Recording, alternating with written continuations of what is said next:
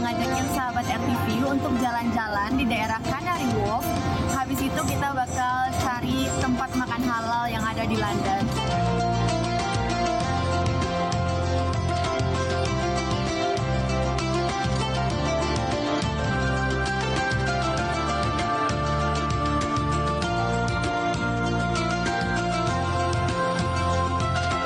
Canary Wharf ini merupakan salah satu daerah yang terkenal dengan perkantorannya. Jadi banyak kantor-kantor yang berada di Canary Wharf ini.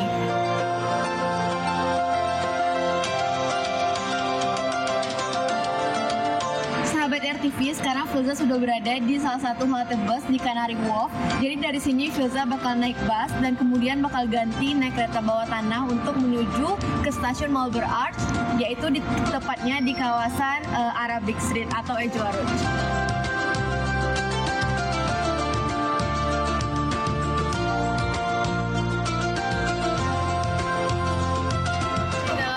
Dari Central Line, sekarang kita berada di sini, Mile End, dan kita bakal menuju ke sini, Marlborough Arch, dan perjalanannya itu sekitar 20 menit naik kereta bawah tanah ini.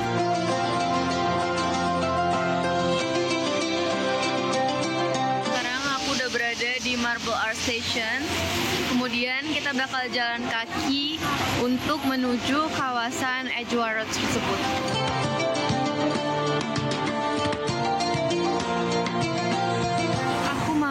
Ke supermarket Green Valley ini. Supermarket Green Valley ini adalah supermarket yang menyediakan makanan halal atau bahan-bahan masakan halal juga. Jadi kita bakal masuk ke dalam ya teman-teman untuk ngelihat gimana di dalam supermarket ini. Filza juga lihat ada jual cabai sini teman-teman. Ini tuh jarang banget loh didapatin di supermarket, terutama cabai merah atau cabai rawit kayak gini. Ada jual berbagai macam kurma serta kacang-kacangan kering yang cocok banget buat bulan puasa. Sini mereka juga jual bermacam daging halal, ada ayam, kambing, sapi, lengkap banget di sini.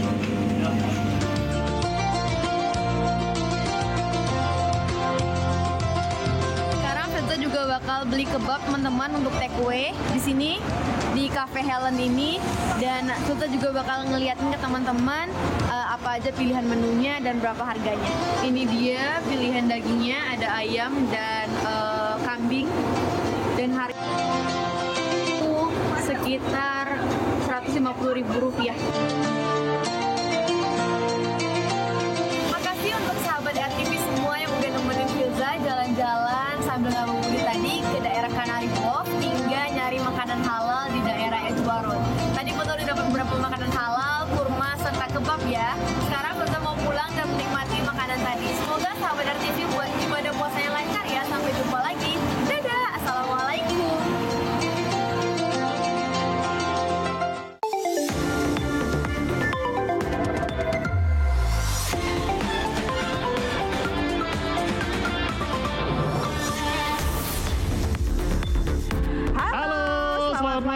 Sahabat TV, apa kabarnya Anda hari ini? Baik ya. Banget ya. Harus semangat nih, karena udah buka puasa. Gimana puasa hari ini? Alhamdulillah lancar. Ini sudah hari ke-11 ya? Tanggal 11 kan ya? Minggu lebih iya, lah ya. Berarti alhamdulillah lancar dan tidak ada yang bolong. Semoga sahabat RTV juga puasanya juga lancar ya. Iya, Kayak kita nih ya. Betul sekali, sampai selesai, sampai lebaran nanti ya mudah-mudahan Betul, ya. terus lagi kita juga udah ngasih sahabat RTV makanan-makanan di kota London yang halal nih. Tapi dari London, saya sama Oscar bakal ngajak sahabat RTV untuk kulineran lagi makanan khas Timur Tengah ya. Tapi ada di Surabaya. Ada di Surabaya, dan ini namanya shawarma, makanan khas Timur Tengah yang biasanya tuh isiannya tuh daging. Kali ini disesuaikan isiannya dengan selera Nusantara. Waduh, selera Nusantara, jadi isiannya apa nih ya? Apa? Kira-kira kita lihat aja langsung yuk.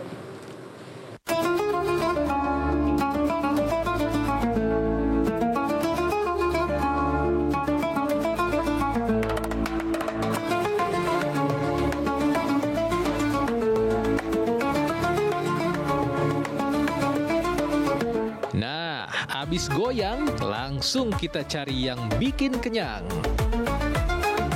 Ini dia sahabat, menu yang cocok untuk disantap saat berbuka puasa, yaitu kudapan khas Timur Tengah bernama shawarma. Biasanya shawarma disajikan dengan isian daging sapi, kambing, atau ayam. Tapi seorang koki resto di Surabaya mencoba mengkreasikannya dengan sentuhan khas Nusantara, yaitu dengan isian kikil sapi.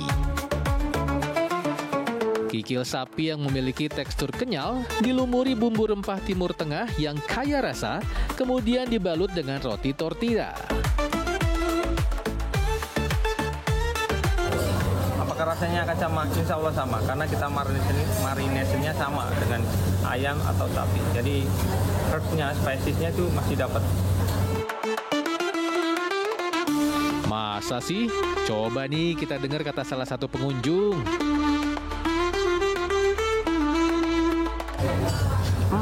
Insya Allah enak. Rasanya gimana? Jadi beda ya. Biasanya kita makan tuh ada ayam kan isinya. Ini tuh kikil gitu.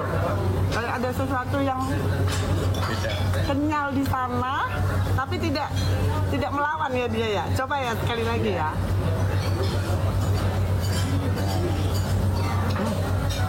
Enak.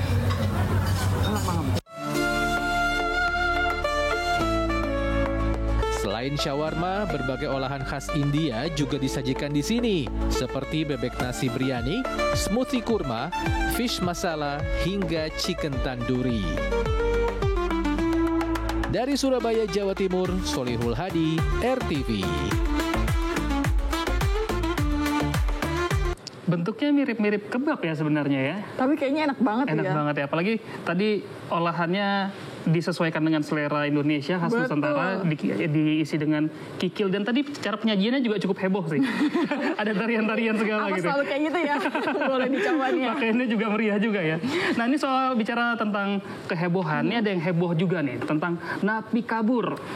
Tahu-tahu tuh yang di Kota Cane Aceh Tenggara itu kan. Betul. Itu kok saya nggak habis pikir bisa kayak gitu, apa mereka ngikutin hashtag kabur aja dulu, harusnya nggak gitu sih ya. Karena hashtag itu kan nggak gitu definisinya ya. Betul, ya pasti enggak lah ya. Nah ini tapi mereka ini kabur katanya karena persoalan makanan dan overkapasitas lapasnya. Kita lihat langsung yuk. Bodohnya, banyak keluar orang ah. Ya Allah, kejar. Ada apa ini pada panik? Pada rebutan takjil. Ini ya Allah. Buka itu lapas. Tadi, udah keluaran orang semua. Berarti orang yang lompati pagar tadi, para napi yang kabur dong. Pantesan aja warga sekitar jadi pada panik. Infonya sih ada 52 napi di lapas kelas 2 Kota Cane, Kabupaten Aceh Tenggara, Provinsi Aceh, yang kabur menjelang buka puasa. Seketika, kejadian hari Senin ini pun viral di medsos dan dibanjiri komentar nyinyir warganet. Menurut Bupati Aceh Tenggara sih, kaburnya para napi dipicu persoalan makanan dan penghuni lapas sudah melebihi kapasitas. Lapas kita over kapasitas.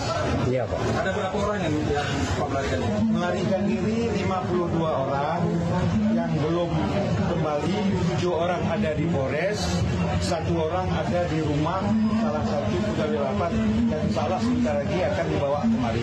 Semua tahanan lapas, tahanan di lapas lari semua. Pertanyaannya, gimana sih pengamanan di lapas? Kok bisa napi kabur segampang itu? Papua lain terus. Waduh, ini semoga bisa segera ada solusinya ya. Ngeri juga tadi kabur-kaburan gitu. Iya, pertanyaannya keamanannya bagaimana di dalam lapas, karena bisa segampang itu masuk, keluarnya dari pintu utama lagi. Pada kaburnya di situ kan, makanya banyak warga yang panik juga. Gimana ya, bikin heboh juga itu ya. Betul. Heboh warga sekitar juga. Tapi masih soal kehebohan, ini juga ada pembongkaran tempat rekreasi hibis yang juga bikin heboh nih. Betul, di Bogor, Jawa Barat ya, karena menyalahi aturan dan tempat hiburan ini atau tempat rekreasi ini berdiri di area kawasan resapan air. Makanya itu alasannya ya. Betul. Nah, ini ada 36 bangunan, tapi dari 36 bangunan itu sampai saat ini ada 19 bangunan yang sudah dibongkar. Nah, itu rencananya itu targetnya kan harus selesai sebelum Lebaran nih. Iya. Sampai sejauh mana sekarang kita akan lihat di informasinya. Ya, Ya, Sahabat RTV, seperti inilah kondisi di hari ke-6 pembongkaran Taman Bermain Hybeast Fantasy yang ada di Kecamatan Cisarua, Kabupaten Bogor, Jawa Barat. Dapat Anda saksikan, sahabat, bahwa di belakang saya masih ada beberapa bangunan dan juga alat berat yang masih terus beroperasi. Dan tepat juga di samping saya berdiri saat ini, di sebelah kiri saya adalah aliran Sungai Ciliwung yang masuk dalam kawasan hulu yang sungai ini tentunya nanti mengalir sampai ke Bekasi dan juga Jakarta. Tepat di sampingnya, sahabat, langsung ada wahana yang ini juga bagian dari area taman bermain, dan tentu ini menyalahi aturan ya, sahabat, karena memang semestinya daerah di sekitar aliran sungai ini tentunya menjadi daerah resapan air, tidak boleh dialihfungsikan menjadi taman hiburan seperti yang terjadi saat ini. Dan areal ini sendiri, sahabat, yang sudah mendapatkan izin itu ada di 4.183 meter persegi. Namun berdasarkan update terbaru tadi dari Kasatpol PP Jawa Barat, ternyata area Hybeast Fantasy ini ada di sekitar 20.000 meter persegi. Dan oleh karena itu dari pihak Satpol PP dan juga TNI Polri terus bekerja sama begitu ya untuk melakukan pembongkaran, menormalisasikan lagi lahan yang ada di sini agar bisa kembali lagi ke fungsi awalnya. Dan untuk sampah-sampah sisa bongkaran ini nantinya, sahabat, akan dibuang begitu ya di 3 titik, yaitu ada di area Gunung Mas, Nambo, dan juga Bekasi, yaitu memang tempat-tempat yang membutuhkan tanah urukan.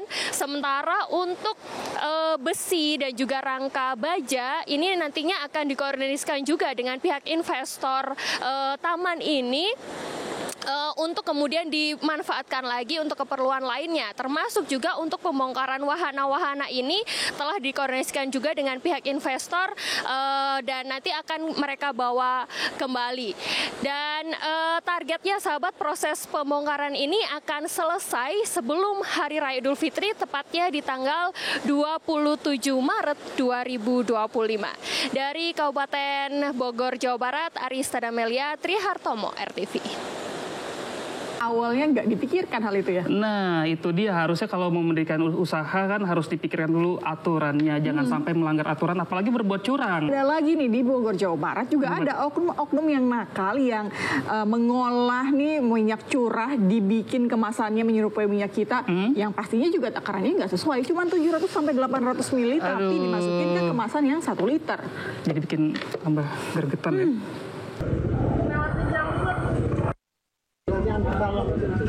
Siapa yang sangka di komplek perumahan ini terletak sebuah pabrik pengemasan minyak goreng ilegal. Dari dalam rumah yang terletak di Desa Cijujung, Kecamatan Sukaraja, Kabupaten Bogor, Jawa Barat ini, petugas menemukan sejumlah mesin untuk mengemas minyak goreng subsidi Minyak Kita.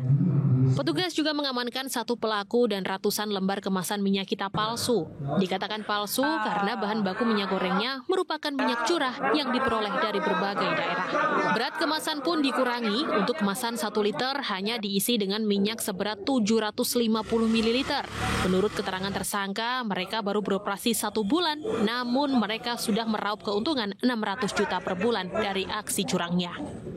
Ini kalau menurut dari keterangan dari tersangka bahwa dia baru beroperasi Januari atau Februari. Namun itu baru pengakuan, kami tidak ngejar pengakuan. Kita akan membuka fakta-faktanya semua di penyidikan nanti. Siapa yang memberikan masuk minyak ke sini, lalu dijual kemana ini semua? Sedangkan dari Gorontalo, petugas berhasil mengungkap 4 pelaku yang melakukan repacking atau kemas ulang minyak kita. Mereka membongkar minyak kita kemasan 1 liter dan dikemas dalam bentuk curah ke kemasan botol mineral 600 ml dan 1.500 ml.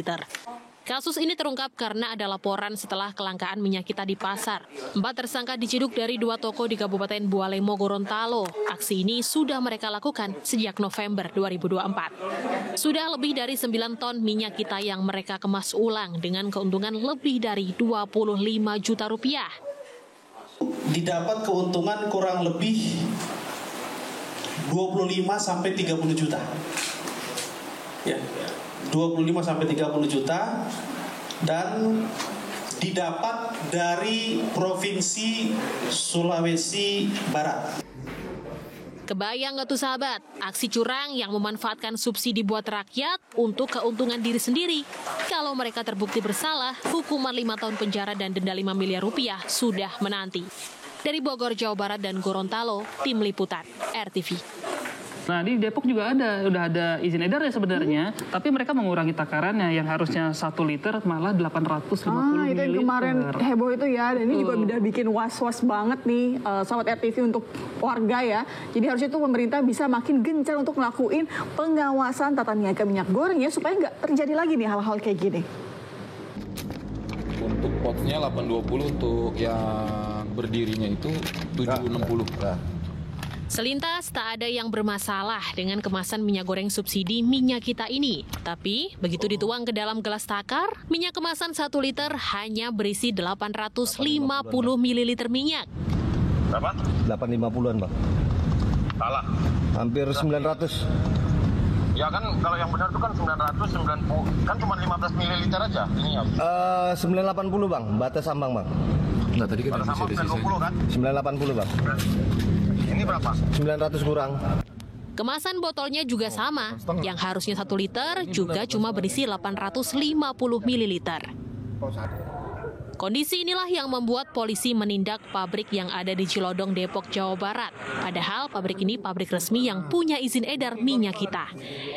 Pemilik pabrik pun ditahan sebagai tersangka, sedangkan barang bukti berupa ratusan dus Minyak Kita kemasan 1 liter, ribuan lembar kemasan yang belum digunakan, dan mesin pengemas juga ikut disita. Tersangka menjalankan usaha tersebut sejak Februari 2025 dengan kapasitas produksi usaha 400 sampai 800 karton sehari dalam bentuk kemasan maupun pouch. Menanggapi maraknya kecurangan takaran Minyak Kita, Yayasan Lembaga Konsumen Indonesia minta ada investigasi lebih lanjut untuk menerapkan sanksi pidana dari kasus ini. 2022 itu sepertinya harus ada investigasi lebih lanjut, kira-kira pelanggaran apa yang dilanggar, undang-undang apa atau sanksi pidana dari hal-hal apa aja yang bisa diberikan, atau mungkin undang-undang sanksinya berlapis. Lalu dari kejaksaan dan dari hakim itu bisa menentukan gitu, dan juga kompensasi atau ganti rugi apa yang bisa diberikan gitu. Pemerintah seharusnya bisa mengevaluasi tata kelola dan tata niaga minyak goreng agar masyarakat tidak menjadi korban aksi curang seperti ini di kemudian hari. Dari Jakarta, Tim Liputan, RTV.